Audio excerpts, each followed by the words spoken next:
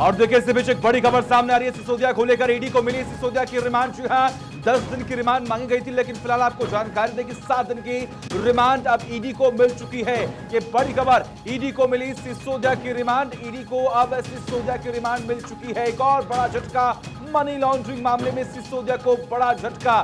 7 दिन की ईडी की रिमांड अब मिल गई है, यानी कि कोर्ट ने 7 दिन की रिमांड मंजूर कर दी है। कोर्ट ने 17 मार्च तक ईडी को मनीष सिसोदिया की रिमांड सौंप दी है, यानी कि अब पूछताछ होगी, तमाम सियासी बवाल भी होंगे, तमाम बयानबाजियां भी होंगी। लेकिन बड़ी बात आप देखिए कि किस तरीके से सीबीआई की गिरफ्तारी के बाद जब आप आज जमानत पर सुनवाई हुई, अगली सुनवाई 21 मार्च को होगी। इसी बीच में ईडी की तरफ से भी ये रिमांड मांगी गई थी 10 दिन के लिए, लेकिन फिलहाल खबर ये सामने आ रही है कि 7 दिन की रिमांड फिलहाल मिल चुकी है ईडी को। रवि जुड़े हुए हैं हमारे साथ। रवि, इस पूरे मामले में क्या अपडेट है? 7 दिन की रिमांड मिल चुकी है ईडी को। बिल्कुल आपने ठीक कहा। जिस तरह से 10 दिन की रिमांड की मांग की गई थी, तमाम दलीलें जो हैं वो ईडी के वकील ने रखी थी और बचाव पक्ष ने पुरजोर कोशिश की थी कि रिमांड ना मिले, लेकिन 10 दिन की रिमांड जो मांगी गई थी उसमें 7 दिन की रिमांड जो है वो अप्रूव कर दी गई है और यहाँ से अब सीधा ईडी की कस्टडी में मनीष सिसोदिया को सौंपा जाएगा। यानी कि अब वो तिहाड़ नहीं जाएंगे, वो ईडी हेडक्वार्टर जाएंगे और वहाँ उनसे पूछताछ होगी और जिन 7 लोगों को सम्मन किया गया है ईडी की तरफ से, उनको आमने सामने बिठाकर पूछताछ होगी। और जिस तरह की फोन रिकवरी की बात है, जो पैसों की बात है और जो साउथ कनेक्शन जोड़ा गया है, और आपको ध्यान होगा कि कल जो है के कविता को बुलाया गया है, तो ये भी एक कयास लगाया जा रहा है कि के कविता और जो अक्यूज पकड़े गए हैं उनको लेकर आमने सामने बिठाकर जो है वो पूछताछ हो सके। कई सारे ऐसे तर्क जो हैं अब ईडी के पास हैं जो इस केस को और मजबूत करेंगे, क्योंकि कल के कविता जो है वो 11 बजे ईडी मुख्यालय पहुंचने वाली है और हम लगातार इस खबर पे जो है नजर बनाए हुए थे और इस तरह के प्रमाण जो है उनको लेकर इस तरह की पुष्टि भी कर रहे थे कि जो नजर आ रहा था कि इनको जो है ईडी की कस्टडी में जरूर भेजा जाएगा। और हुआ वही, क्योंकि सिर्फ और सिर्फ काल्पनिक बातें ही बचाव पक्ष के पास थी और उसके अलावा कुछ ऐसा नहीं था जिससे ये साबित हो सके कि वो बचाव पक्ष मनीष सिसोदिया को कहीं ना कहीं रिलीफ दिलाने में जो है वो कामयाब नहीं होता नजर आया। और अब मनीष सिसोदिया यहाँ से, क्योंकि ऑब्वियस सी बात है कि दलीलें मजबूत होंगी, बिल्कुल सबूत मजबूत होंगे, इसीलिए रिमांड दी गई है। के कविता की जो व्हाट्सएप चैट थी वो जो मनीष सिसोदिया को लेकर जो की गई थी विजय नायर से, विजय नायर और के कविता की व्हाट्सएप चैट को जो है वो रखा गया था सामने। और दूसरी बड़ी बात ये है कि 2 मोबाइल फोन जो रिकवरी थे वो 14 मोबाइल फोन यूज किए गए थे, यानी कि 12 मोबाइल फोन रिकवर करने की बात थी।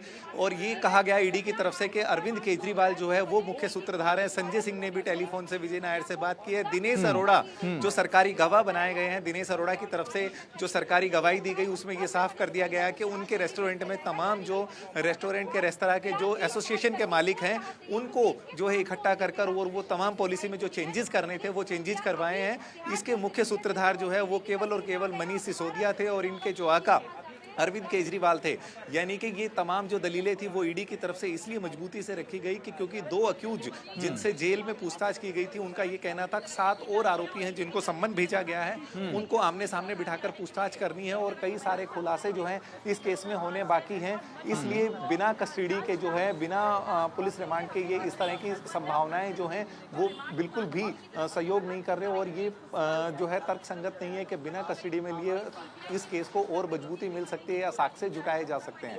बचाव पक्ष बार बार यही कहता नजर आया है कि वो बेल कैंसिल करने के लिए, यानी कि बेल के एक दिन पहले 9 तारीख को जो है इस तरह की गिरफ्तारी करना सिर्फ और सिर्फ उनकी जमानत में अड़ंगा डालने के लिए और बदनीति से और केंद्र की सरकार के इशारे पर यह सब किया गया है। जी, बड़ी बात यहाँ पे रवि ये देखी जा रही है कि लगातार अब सिसोदिया की मुश्किलें बढ़ रही हैं, तमाम ट्वीट्स भी किए गए, लेकिन रिमांड मिल गई है। अब देखना यहाँ पर ये होगा कि आगे ईडी के पास वो कौन कौन से ऐसे सबूत हैं जिसके आधार पर अब मनीष सिसोदिया की मुश्किलें और बढ़ सकती हैं।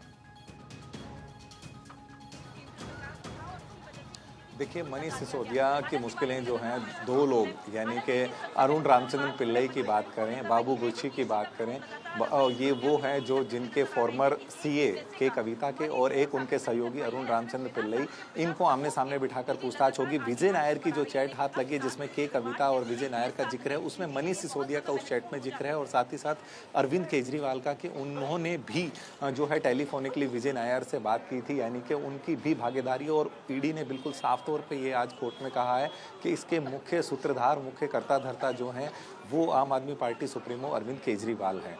तो इस तरह के कई सारे प्रमाण जो हैं वो जांच एजेंसियों के पास है और दिनेश अरोड़ा जिनके रेस्टोरेंट में ये बातचीत हुई थी और ये सारी जो रेस्टोरेंट टीम की जो एसोसिएशन थी वो इकट्ठा हुई और जो चेंजेस करवाए गए वो एक सरकारी गवाह के रूप में जो जांच एजेंसियों के हाथ लगे हैं वो एक बड़ी कड़ी है इस केस को मजबूती दिलाने में। और उन्होंने बाकी जो लोग थे, जो बाकी रेस्टोरेंट में जो पूरी यूनियन के लोग आए थे उनके भी नाम दिए हैं। तो 7 लोगों को और समन किया गया है और अब इन 7 दिनों के अंदर जो आज से 17 तारीख तक का ये जो रिमांड सौंपा गया ईडी का, उस दौरान ना केवल के कविता बल्कि आने वाले जो 7 लोग और हैं जो जांच में अब शामिल करेगी ईडी, उनको आमने सामने बिठाकर पूछताछ करना, इस 100 करोड़ रुपए का खुलासा करना, जो अभी डिजिटल इलेक्ट्रॉनिक डिवाइस थे जिनको नष्टो नाबूद कर दिया उनकी रिकवरी करना, ये सारी चुनौतियां जो है ईडी के सामने रहने वाली है। जी बिल्कुल। और देखिए अब ऐसे में आरोप प्रत्यारोप का भी सिलसिला इस पूरे मामले के साथ शुरू हुआ है और जाहिर है एक बार फिर से बचाव करने की पूरी कोशिश की जाएगी,